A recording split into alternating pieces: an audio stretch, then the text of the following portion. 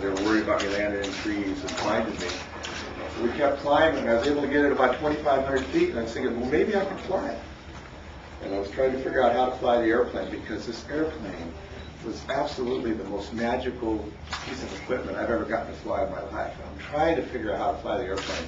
And every time I get it to about 100 miles an hour, it wants to just kind of stall. And the trim just wouldn't keep up with it.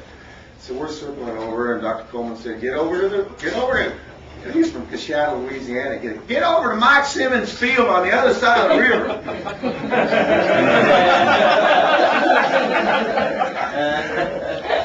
I said, whereabouts is that? It's about 5 miles southeast of the airport. You'll see a big old levee with a river running through it, and you'll see a nice soft field for you. So I'm just climbing around, and the wind's really pushing me. And I wanted to get away from the river. The wind was pushing me away from the river.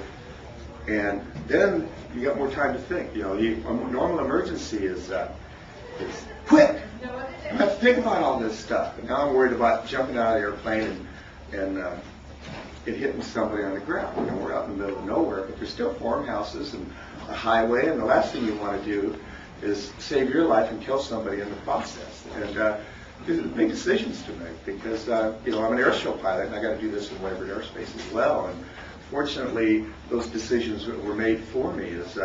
I said, well, you know, there's people still on that highway. I just don't want to jump until we do something. That's all right. Their state police is closing the freeway. The freeway's closed.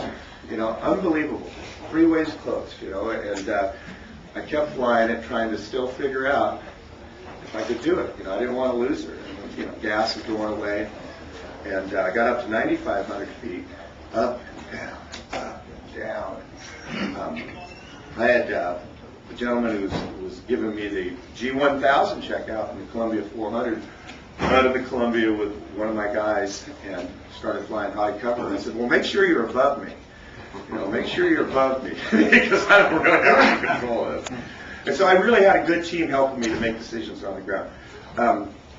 When it was time to jump, I was getting down to about a gallon of gas. That was it. 9,000 feet was a little too high, so I was able to get her to descend slowly. And I had one more turn to make, and this is when, you know, you start thinking about a lot of stuff. You start thinking about, well, I could die doing this. I mean, this right before then, you know, everything else is instant. And I was telling Jim Brown, JV3 last night, there is no atheist in a disabled aircraft. I mean, that's all there is to it, you know. And I had to be prepared for that. You know, I just thought, this is awful. Then I had to say to my teammates who are on the ground, and this is, you know, like a movie. You go, well, if anything happens to me, tell Eric, Tara, and Colleen, that's my family, that I love them. It just breaks your heart, you know, just even thinking that. It's just such a poignant moment in what you're doing in your life, you know. And I still don't want to get rid of my lady, you know. She was just such a fine piece of equipment. So it's time, you know, and I just couldn't believe I'm doing it. And now it's time for the last day. So you really think about it. You say, it's time to do it right. It's time to do it right. So I got her all set up. We got her through the oscillations. I got her down to about 120 miles an hour. And Ben also told me, make sure you duck, because we had to get rid of the canopy first. So I pulled the red handle. Nothing happened because it's not supposed to. You got to pull 2 handles. Ducked on the second handle, and when it came off, I had to lift my head to look a little bit. I pushed it, bang! It hit me in the head. Had a helmet on, and I think without that helmet, there's a couple dents in my helmet now. It could have disabled me as well. Now it's open. Still got time. You know, you only got one ace, so you gotta take your time. Shit! Turn off the mags, just like they tell you in an emergency.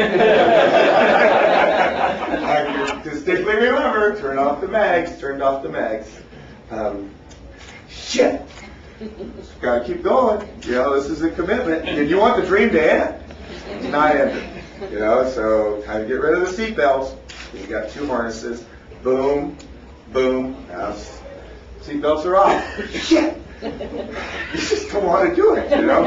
You want God to come and say, it's okay, we fooled you. This is just kind of a fact. Not the case, you know. It's not the case at all. And because when I left the plane, the only mistake I made was the left shoulder harness was still dragging on my shoulder. I couldn't leave the plane, and it kind of tripped me.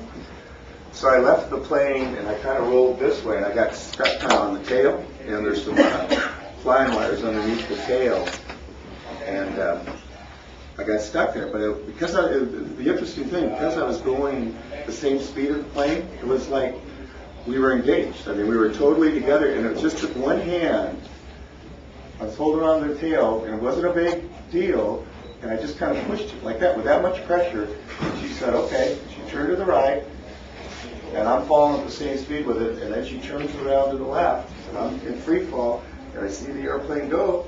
I go, shit. This is it. I mean, look at your ripcord, be stable. Now you're praying again. Now it opens. I didn't see the airplane crash. Because I had my helmet on, and the harness, the risers would follow me. That wasn't a very comfortable position. So I took the helmet off, and I was going to throw it away, but I was at this time now about 2,000 feet. And I said, no, that's a good helmet still. I'm going to keep working. And then flew to the